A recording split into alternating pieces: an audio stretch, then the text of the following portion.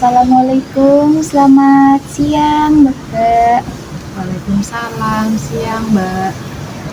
Ya, sebelumnya perkenalkan, saya Andini, saya mahasiswa keperawatan yang nantinya akan mengobrol dengan Mbak pada kali ini. Boleh saya tahu namanya Mbak siapa? Saya Hanum. Mbak Hanum, bisa dipanggil Mbak Hanum saja atau ada panggilan lain? Iya, Mbak Hanum saja. Tujuan saya kesini kedatangannya untuk mengenalkan pengalaman yang dirasakan oleh Mbak Hanum tentang cara mengatasi suara-suara yang sering muncul. Kemarin kan konsultasi pada dokter itu Mbak Hanum mengeluh mengalami suara yang sering-sering muncul. Nah, sekarang Mbak Hanum, saya izin untuk berbincang-bincang dengan Mbak Hanum tentang itu. Apakah Mbak Hanum bersedia? Iya, bersedia Mbak. Baik, sebelum melanjutkan ke pertanyaannya selanjutnya, kalau boleh saya tahu bagaimana perasaan Mbak Hanum pada hari ini? Saya masih sering merasa takut dan gelisah Mbak. Apakah suara-suara yang kemarin Mbak Hanum keluhkan masih muncul? Iya, masih sering muncul. Baik Mbak Hanum, kita nantinya akan berbincang selama kurang lebih 10 menit di tempat ini ya. Apakah Mbak Hanum setuju? Iya, setuju. Mbak Hanum, saya ingin mengetahui untuk suaranya itu yang Mbak Hanum sering dengar, suaranya seperti apa ya? Saya tuh sering mendengar suara laki-laki yang menyuruh saya untuk pergi Mbak. Begitu. Waktu mendengar suara itu tuh kapan aja? Biasanya itu malam hari kalau saya lagi sendirian. Apakah suaranya itu sering muncul? Iya Mbak, hampir setiap hari suaranya itu muncul terus. Pas waktu suaranya itu muncul, bagaimana cara Mbak Hanum bersikap? Saya paling cuma diam dan mendengarkan ya Mbak. Ya baik Mbak Hanum. Suara yang Mbak Hanum dengar itu disebut halusinasi. Salah satu cara untuk mengontrolnya adalah dengan menghardik halusinasi. Nantinya saya akan menjelaskan ya.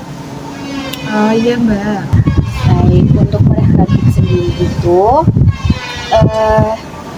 cara menanganinya ketika suara itu muncul, Mbak Hanum bisa katakan dengan tegas. Kalau suara lelaki itu kan sering muncul menyuruh Mbak Hanum itu pergi, jadi Mbak Hanum lawan dengan tegas, pergi, saya tidak mau mendengarkan kamu itu tidak nyata, kamu itu tidak ada di dunia ini, gitu Mbak Hanum. Oh gitu Mbak.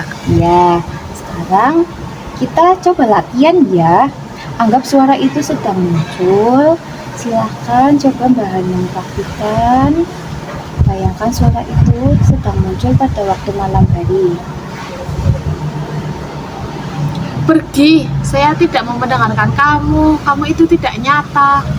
Ya, bagus sekali. Nanti kalau suara itu muncul kembali pada waktu malam hari atau waktu-waktu tertentu, Mbak Hanum bisa praktikkan itu ya, yang tadi saya contohkan. Oh iya Mbak. Baik, untuk yang tadi Mbak Hanum praktekkan itu sudah benar. Nanti jika suara itu muncul kembali, Mbak Hanum bisa praktekkan itu ke dalam kegiatan sehari-hari Mbak Hanum jika suara itu muncul kembali ya. Baik Mbak, saya akan coba nanti. Oke, baik. Saya sendiri lebih ikut tenang, lebih senang juga Mbak Hanum mau mencoba untuk berlatih. Terima kasih ya Mbak Hanum. Iya Mbak, terima kasih juga sudah melatih saya.